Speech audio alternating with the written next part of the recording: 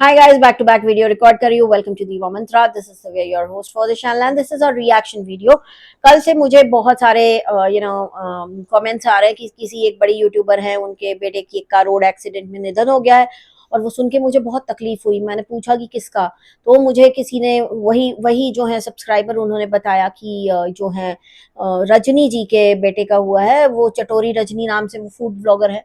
तो मैं यही बोलूंगी कि भगवान उनको शक्ति दे इस तकलीफ से, इस दुख की घड़ी से निकलने के लिए, क्योंकि मैंने सुना है उनका इकलौता बेटा था और ज्यादा बड़ा भी नहीं था, सिर्फ 16 साल का बच्चा था. वो रोड एक्सीडेंट में हुआ है, यही सुनने को आया है. तो अभी इसके अलावा और कोई भी इंफॉर्मेशन पूरे सोशल मीडिया पे कहीं पे भी नहीं है. 19th को उसका प्रेयर मीट है, जो भी होता है, शांति पाठ वगैरह करते हैं उसमें, वो वाली है.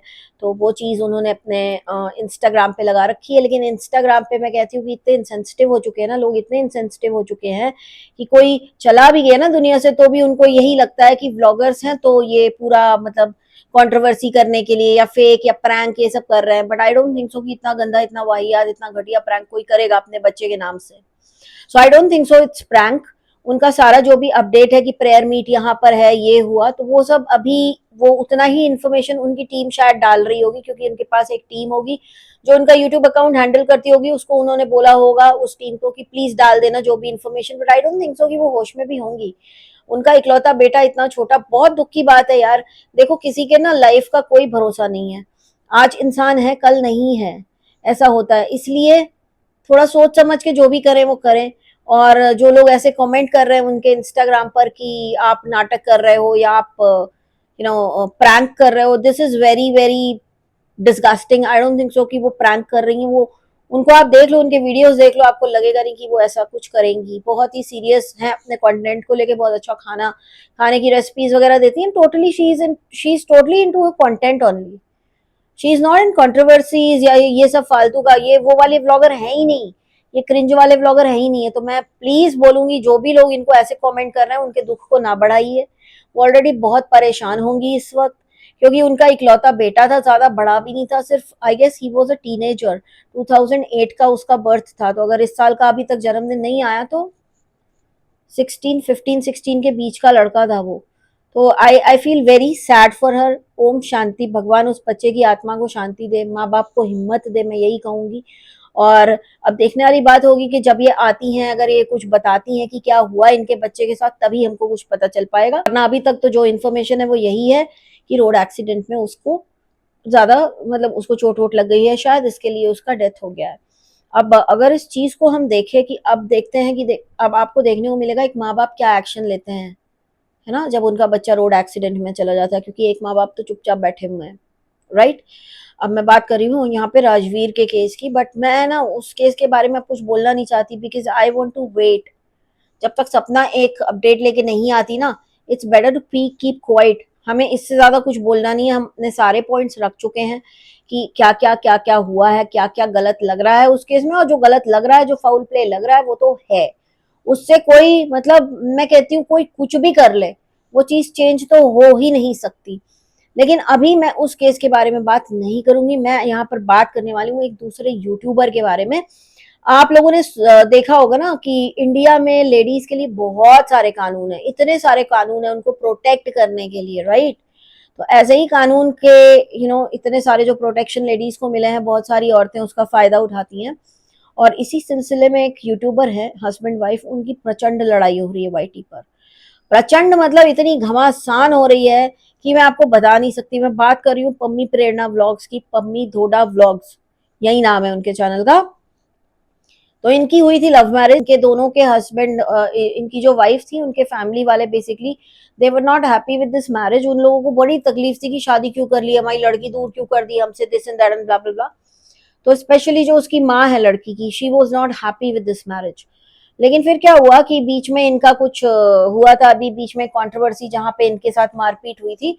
उस मारपीट के कारण कहीं ना कहीं अलग इनकी वाइफ और उनकी इनकी सास ही थी, लेकिन इनको बहुत मारपीट हुई, इनके साथ बहुत मारपीट हो गई थी. फिर धीरे धीरे चीजें बिगड़ी.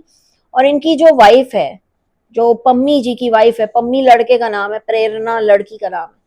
प्रेरणा ने क्या किया, अपनी बच्ची को जिसका नाम नोना है, नोना को लेके घर से निकल गई.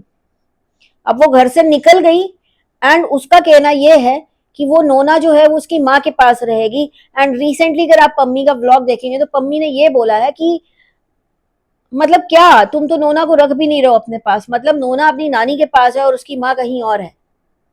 ठीक है, तो माँ ने ले जाके लड़की नानी को दे दी, और ये जो है लड़का बेचारा जाता है मिलने अपनी बेटी से तो उसको गाली गलौज करके भगा दिया जाता है। इन्होंने अपने वीडियो में भी दिखाया कि कितना बुरी तरह से इनके साथ ट्रीटमेंट हुआ जब ये अपनी बच्ची से मिलने गए और इनको इनकी बच्ची से नहीं मिलाया गया। तो ये कह रहे हैं कि अब मैं भी जो भी राइट्स हैं मेरे उसको विजिट करने के, उससे मिलने के, मैं उसके लिए एप्लीकेशन डालूंगा। तो मैं ये नहीं समझ पा रही कि जब वो लड़की इनकी भी है, ठीक है, तो इनको उससे मिलने क्यों नहीं दिया जा रहा है। और कल के वीडियो में तो इन्होंने ये तक बोला है कि एक कुछ ऐसी चीजें हैं जो ये बाहर लाएंगे, बहुत जल्दी बाहर लाएंगे, क्योंकि ये बताना चाहते हैं अपने सब्सक्राइबर्स को कि क्या क्या सीन है। कहीं ना कहीं मुझे ऐसे लगा that his wife is seeing someone else, और यही चीज का ये खुलासा करने वाले हैं बहुत ही जल्दी अपने वीडियो के अंदर।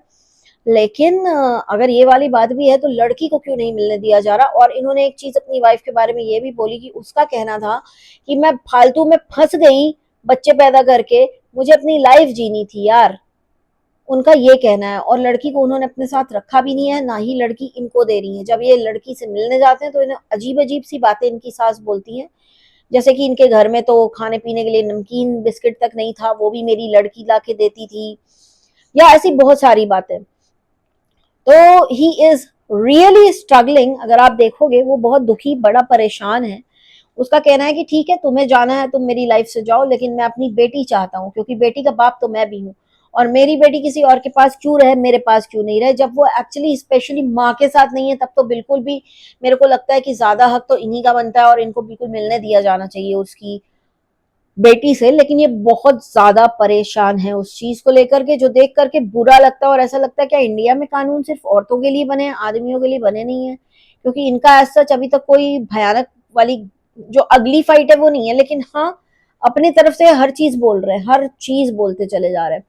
और जो सबसे अलार्मिंग चीज थी वो ये थी कि माँ को अपनी बच्ची नहीं रखनी, मतलब इनकी वाइफ जो है वो अपनी बच्ची को रखना नहीं चाहती, उन्होंने अपनी बच्ची को अपनी माँ के पास छोड़ रखा है, वो अपनी नानी के पास पल रही है, और ये लगातार जा रहे हैं कि मुझे मेरी बच्ची दे दो, तो इनको दी नहीं जा रही है। तो मैं ये जानना चाहती हूँ इनकी वाइफ से कि जब आपको बच्ची चाहिए ही नहीं है, जब आपको अपनी लाइफ जीनी है, तो जो आदमी जो आपके बच्ची का पिता है वो अगर उसको रखना चाह रहा है तो आप उसी को दे दो।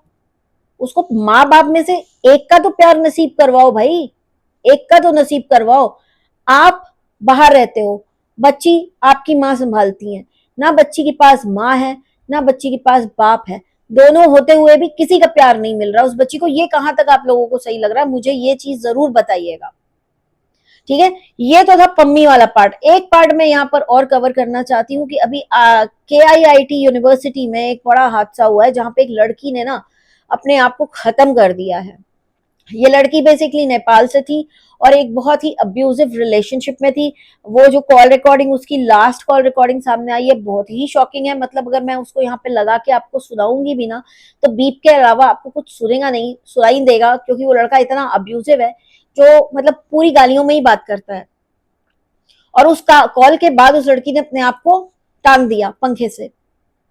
और उसके बाद जब यहाँ के नेपाल के सारे बच्चे गए कि जस्टिस फॉर जहां हमको जस्टिस चाहिए, जस्टिस फॉर दिस XYZ लड़की जो जिसने किया है, तो उनको ऐसी बातें बोली गई, इतने रेसिस्ट रिमार्क पास किए गए स्कूल के, उनके कॉलेज के स्टाफ के द्वारा, that is not acceptable at all. उनको बोला जाता है कि जितनी तुम्हारे देश की GDP नहीं है उतना हम तुम्हारे ऊपर खर्च करते हैं तुमको यहाँ रखने के लिए फ्री में। मतलब ये क्या हद है, ये कोई तरीका है बात करने का? बच्चे हैं वो पढ़ने आए हैं, आप उनको ये सब सुना रहे हो, फिर बोलोगे बच्चे बदतमीजी करते हैं। ये टीचर्स हैं जिन्होंने ये बात बोल रखी है। मेरे को बड़ा बुरा लगा सुनकर के। कल जब मैंने न्यूज देखी, मैं रोज न्यूज देखती हूँ गाइस, एंड जब मैंने कल ये वाली न्यूज देखी आई वाज शॉक्ड। एक तो वो लड़की, वो ना बेसिकली उसकी कुछ फोटोग्राफ्स थी इस लड़के के पास, जिसकी कंप्लेंट करने जब वो गई वहां तो उसको बोला गया कि नहीं ऐसा कुछ भी नहीं है। उसकी कंप्लेंट को बिल्कुल एंटरटेन किया ही नहीं गया, जबकि वो लड़का भी उसी कॉलेज का है शायद, और किसी उसको कहते हैं पॉलिटिकल फैमिली बैकग्राउंड से है, तो उसको उस लड़की को बिल्कुल एंटरटेन नहीं किया गया, जिसके कारण वो इतनी फ्रस्ट्रेट हो गई। और लड़का इतना अब्यूजिव, एक फोन कॉल उसका लीक हुआ है, आप सुनोगे आपको एक्स पे मिल जाएगा, आप सुनोगे तो आपके कान से खून निकल जाएगा। वो लड़की का आखिरी कॉल था वो, उसके बाद उसने अपने आप को ही खत्म कर दिया। और उसके बाद जब बच्चों ने बोला उसके साथ जस्टिस करो, तो बच्चों के साथ भी बहुत ही दुर्व्यवहार हुआ। एक बस बुलाई गई, सारे नेपाल के बच्चों को उस बस में बैठाया गया और उनको स्टेशन पे छोड़ दिया गया कि तुम लोग यहाँ से जाओ। जो इस कॉलेज का कंपाउंड है, मतलब ये हॉस्टल भी है वहां पर, तो इस कॉलेज के हॉस्टल का जो कंपाउंड है, वहां के सिक्योरिटी गार्ड्स ने बच्चों के साथ मारपीट तक की है, दुर्व्यवहार तक किया, सारे वीडियोस हैं सोशल मीडिया पे। तो क्या हो रहा है? इतनी नफरत आ कहां से रही है, कहां से आ रही है? और किसी बच्चे को ये सुनाना कि तुम्हारे देश की जितनी जीडीपी नहीं है उतना हम तुम्हारे ऊपर खर्च कर रहे हैं, क्या आप उतना एक बच्चे के ऊपर खर्च कर रहे हैं या आपके पॉकेट से वो पैसा जा रहा है? नहीं, राइट। तो इस टाइप के रिमार्क्स करने वाले लोगों को, मेरे को ऐसे लगता है कि ऐसे रिमार्क करने वालों के ऊपर अब तो कार्रवाई होनी चाहिए, क्योंकि पूरे बच्चों को उठा के कॉलेज से निकाल दिया, ये सोचे बिना कहाँ जाएंगे, उनके पास पैसा होगा कि नहीं होगा, क्या करेंगे, निकाल दिया सीधे, क्योंकि वो जस्टिस मांग रहे थे। This is very wrong. आप लोगों की ओपिनियन मुझे नीचे जरूर कमेंट सेक्शन में लिख के बताइएगा इस केस के बारे में क्या है, whether you are following this case और not, because this is one of the breaking news जो आपको हर न्यूज चैनल पर मिलेगी। KIIT यूनिवर्सिटी आप टाइप करिए ना, आपको ये न्यूज पूरी ऊपर से नीचे तक मिलेगी। एंड इट इज डिस्गस्टिंग जो उस लड़की के साथ हुआ, जो बाकी के बच्चों के साथ हुआ, इट्स नॉट अप्रिशिएबल। और वो आए हैं हमारे यहाँ पढ़ने लिखने, तो उनको ये चीजें सुनाना इज वेरी बैड। तो प्रशासन को बिल्कुल सख्त कार्रवाई करनी चाहिए इस यूनिवर्सिटी के ऊपर, इस हॉस्टल के ऊपर, जिन लोगों ने ऐसे रिमार्क पास किए हैं बच्चों के ऊपर उनके, और जिन बच्चों को उठा के तुमने स्टेशन भेज दिया, इन सब चीजों के ऊपर कॉलेज जिम्मेदार है, उसके ऊपर कार्रवाई बिल्कुल कड़ी होनी चाहिए। एंड आप लोगों के ख्याल आप मुझे नीचे कमेंट सेक्शन में जरूर बताइएगा। ये था मेरा अभी का वीडियो, बहुत ही ज्यादा इसमें मैंने कंटेंट कवर कर लिया है, चाहती तो मैं इंडिविजुअल वीडियो बनाती, but I don't want to delay a few things, that's the reason मैंने इसमें ही ऐड कर दिया। मैं बहुत ही जल्दी मिलूंगी आपसे नेक्स्ट वीडियो के साथ, तब तक के लिए take care and stay blessed. I love you all and जय महाकाल। I can